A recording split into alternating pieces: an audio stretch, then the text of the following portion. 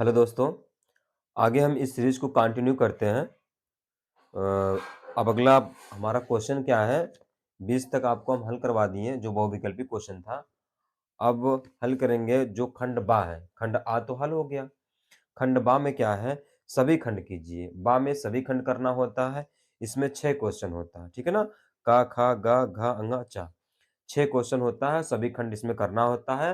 प्रत्येक जो है 2-2 नंबर का होता है। तो पहला प्रश्न क्या है? आपको स्क्रीन पे दिख रहा होगा।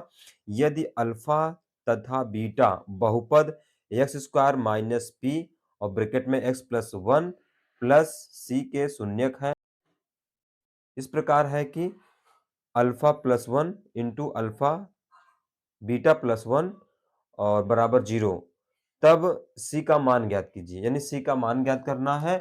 इसमें दिया क्या है? एक्स स्क्वायर और माइनस पी ब्रैकेट में है एक्स प्लस वन और प्लस सी, ठीक है ना? ये जो व्यंजक दिया है इसका दो शून्य कह रहा है, एक अल्फा है, एक क्या है? बीटा है। ठीक। तो आगे फिर हमें सी का मान ज्ञात करना है। आगे भी दिया हुआ alpha plus one into alpha beta plus one बराबर जीरो। तो इसमें पहले इसका रिलेशन क्या हो वो निकाल लेते हैं। अगर ये व्यंजक दिया है तो ये व्यंजक दिया रहता है, इस किससे तुलना कराएंगे? इसको हम तुलना कराएंगे a x square plus b x और प्लस सी। यानी ए का मान क्या है? यहाँ पर एक होगा। बी का मान क्या है? यहाँ पे देखिए बी का मान निकालना पड़ेगा क्योंकि बी एक्स होता है। तो पहले यहाँ से हम क्या करेंगे? एक्स को अलग कर लेंगे, ठीक है ना? और प्लस सी अचर पद हमारा होता है। यहाँ से देखिए इसको एक्स स्क्वायर माइनस पी का अंदर जब गुणा करेंगे तो पी एक्स और माइनस पी होगा और प्लस क्या हो जाएगा? सी। ये हमारा व्यंजक होगा। और हमारा जो अचर पद होगा ये पूरा हो जाएगा। एक्स का गुणांक ये है, एक्स स्क्वायर गुणांक यहाँ पर एक माना जाएगा। अचर पद जो सी है वो क्या हो जाएगा? माइनस पी प्लस सी हो जाएगा, ठीक है ना? तो अचर पद हमारा इतना हो जाएगा। जब इससे हम तुलना कराएंगे तो अल्फा प्लस बीटा यानी शून्यकों का योग क्या होता है? माइनस बी बाई ए होता है। माइनस बी बाई ए होता है। माइनस बी, बी क्या है? बी है एक्स का गुणांक। बी क्या है? एक्स का गुणांक। और एक्स का गुणांक क्या है? माइनस पी है। तो हो जाएगा माइनस माइनस क्या हो जाएगा? प्लस पी बटा ए। ए का मान कितना है? एक है। यानी क्या आ जाएगा हमारा? केवल पी आ जाएगा। अल्फा प्लस बीटा क्या आ जाएगा? पी। अगला क्या है? अल्फा इंटू बीटा हमें निकालना है। यानी मूलों का, यानी मूल नहीं, यहाँ पर शून्यक बोलेंगे। शून्यकों का गुणनफल क्या हो जाएगा? सी बाई ए होता है, ठीक। और सी क्या है? अचर पद। सी की जगह पे क्या है? ये वाला, यही माइनस पी प्लस सी अपान ए का मान कितना है? एक होगा, क्योंकि ए का जो यहाँ पे तुलना कराएंगे तो एक हो जाएगा। यहाँ से हमारा कितना हो गया? माइनस पी और प्लस सी, यानी अल्फा इंटू बीटा का ये मान हो गया। हमें निकालना क्या है? सी का मान निकालना है। तो दिया है यहाँ पर अल्फा प्लस वन, अगले ब्रैकेट में दिया है बीटा प्लस वन और बराबर जीरो दिया है, ठीक है ना? तो अल्फा प्लस बीटा इसे हल करिए। अल्फा का बीटा में गुणा करेंगे, अल्फा इंटू बीटा हो जाएगा। अल्फा का एक में गुणा करेंगे तो अल्फा हो जाएगा। फिर एक का बीटा में करेंगे तो बीटा, और प्लस एक का एक में करेंगे तो एक बराबर जीरो हो जाएगा। अब मान रख दीजिए यहाँ पर। अल्फा प्लस बीटा का मान ये है, अल्फा इंटू बीटा का मान यहाँ पर दिया गया है, ठीक है ना? ये वाला और ये वाला। तो अल्फा इंटू बीटा का मान क्या हो जाएगा? माइनस पी प्लस सी और प्लस अल्फा इंटू बीटा का अल्फा प्लस बीटा का मान कितना है? पी है। पी रख दीजिए, प्लस एक बराबर जीरो हो जाएगा। देखिए पी पी क्या हो जाएगा? कैंसिल हो जाएगा। यहाँ माइनस यहाँ प्लस क्या हो जाएगा? कैंसिल हो जाएगा। तो सी प्लस एक यानी सी बराबर क्या आ जाएगा? माइनस एक। हमें इसी का मान ज्ञात करना था, यानी सी बराबर कितना आ जाएगा? एक आ जाएगा। तो इस प्रश्न का आंसर जो सी का मान पूछा था वो क्या हो गया? एक हो गया। अगला क्वेश्चन स्क्रीन पर आपको दिख रहा होगा।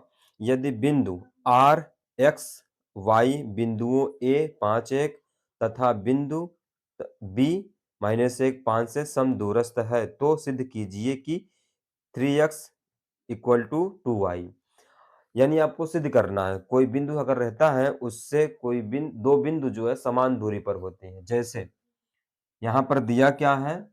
इसको हल कैसे करेंगे? देखिए ये बिंदु हमारा है, इसे मान लेते हैं ए, इसे मान लेते हैं बी। ये हमारा ए बिंदु है, ये बी बिंदु है। यहाँ मान लेते हैं कोई बिंदु है, यहाँ पर इस बिंदु का नाम मान लेते हैं क्या है? आर यहाँ पे दिया है। मानना नहीं, दिया आर। तो इस आर से दूरी ए की और बी की दूरी क्या है? बराबर है, समदूरस्थ। समदूरस्थ का मतलब क्या होता है? बराबर हो जाएगा। यानी ए आर क्या है? आर बी के बराबर है। ठीक? या आर ए बराबर क्या हो जाएगा? आर बी हो जाएगा। तो आर का मान कितना दिया है? एक्स, वाई, और जो ए का मान है वो 5, 1, और बी का जो बिंदु है वो कितना है? -1, 5 है। ठीक है ना? अब समदूरस्थ का मतलब होता है समान दूरी पर। आर ए जो है आर बी के बराबर है। तो समदूरस्थ के लिए आपको ऐसे हल करना पड़ेगा। यहाँ पर चूंकि क्या है? ए आर बराबर बी आर, या आर ए बराबर आर बी, ऐसे भी लिख सकते हैं। तो दो बिंदुओं के बीच की दूरी निकाल लेंगे। इसको x1 y1, ये x2 y2 हो जाएगा। उसी तरह से ये x1 y1 है, x2 y2 हो जाएगा। पहले इन दोनों बिंदुओं के बीच की दूरी, ये क्या हो जाएगा हमारा? x1, ये y1, और यहाँ पर x2 y2। वैसे यहाँ भी इन दोनों बिंदुओं के बीच की दूरी, ये x1 y1, ये क्या हो जाएगा? x2 y2 हो जाएगा। ठीक? चलिए, दो बिंदुओं के बीच की दूरी का फॉर्मूला क्या होता है? अंडर रूट क्या होता है? x2 माइनस x1 का whole square plus y2 minus y1 का होल स्क्वायर। ये क्या होता है? रूट में होता है। बराबर क्या हो जाएगा? बी आर, यानी इन दोनों बिंदुओं के बीच दूरी, वही फार्मूला जो यहाँ पर रखा गया है, x2 माइनस x1 का होल स्क्वायर और प्लस y2 माइनस y1 का होल स्क्वायर। ये भी क्या होता है? रूट में होता है। ठीक? मान रखिए x2, यहाँ जब तुलना करेंगे x2 क्या है? 5, माइनस x1 कितना है? x हो जाएगा, इसका होल स्क्वायर प्लस y2 क्या है? y2 1, माइनस y1 क्या है? y है, का होल स्क्वायर बराबर, ये रूट में होगा।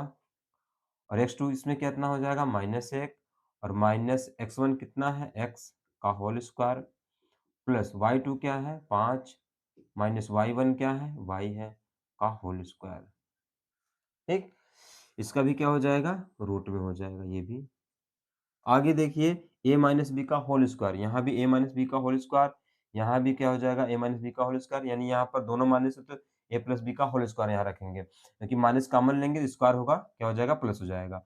और 5 माइनस वाई का होल स्क्वायर, यानी a माइनस बी का होल स्क्वायर, यहाँ भी सब में वही काम करेगा।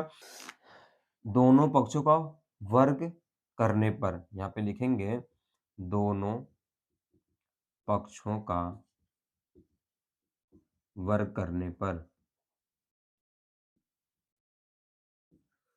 जब वर्ग कर देंगे तो यहाँ पर वर्ग करेंगे, स्क्वायर स्क्वायर करेंगे तो करड़ी क्या हो जाएगी? खत्म हो जाएगी।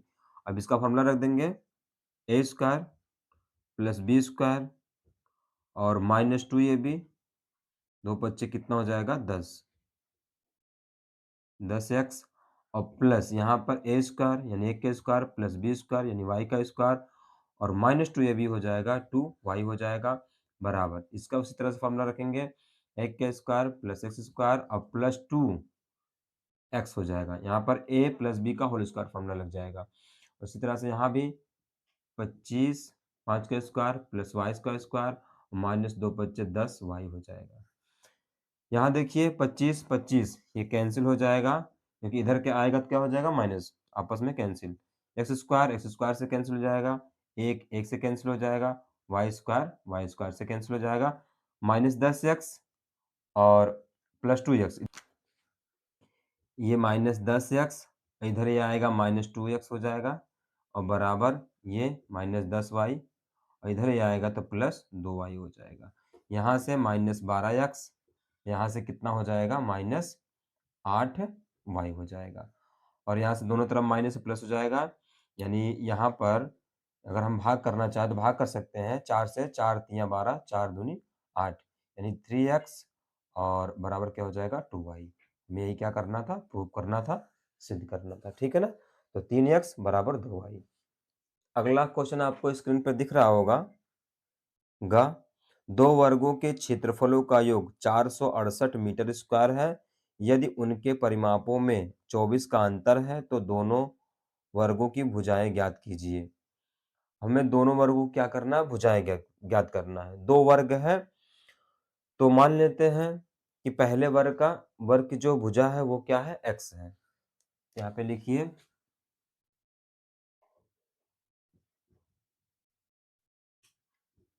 माना पहले वर्ग की भुजा बराबर x मीटर। अब इसका परिमाप क्या हो जाएगा, इसलिए परिमाप,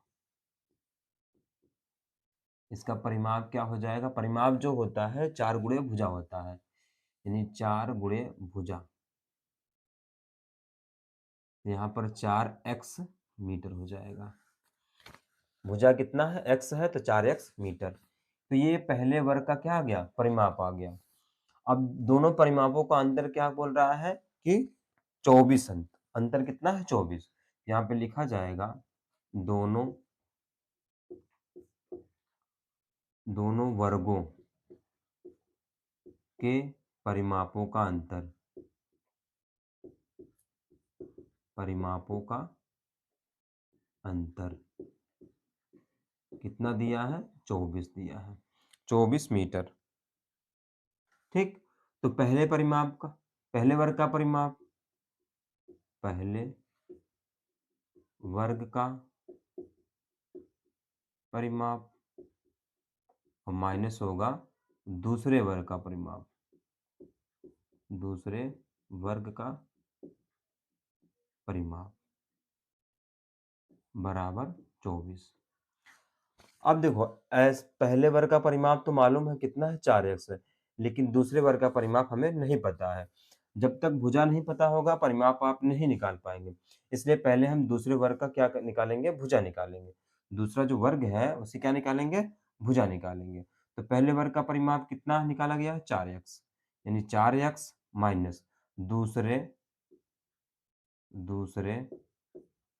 वर्ग का परिमाप बराबर 24। अब यहाँ दूसरे वर्ग का परिमाप जब निकालेंगे उधर जाएगा, 24 इधर आएगा, क्या हो जाएगा माइनस में, यानी 4x माइनस 24 बराबर क्या होगा, दूसरे वर्ग का परिमाप। अब दूसरे वर्ग का परिमाप कितना है, 4x माइनस 24 है। अगर हम दूसरे वर्ग की भुजा निकालना चाहें तो परिमाप में क्या करते हैं, 4 से भाग करते हैं, यानी दूसरे वर्ग की भुजा बराबर क्या होता है, परिमाप बटा 4 होता है।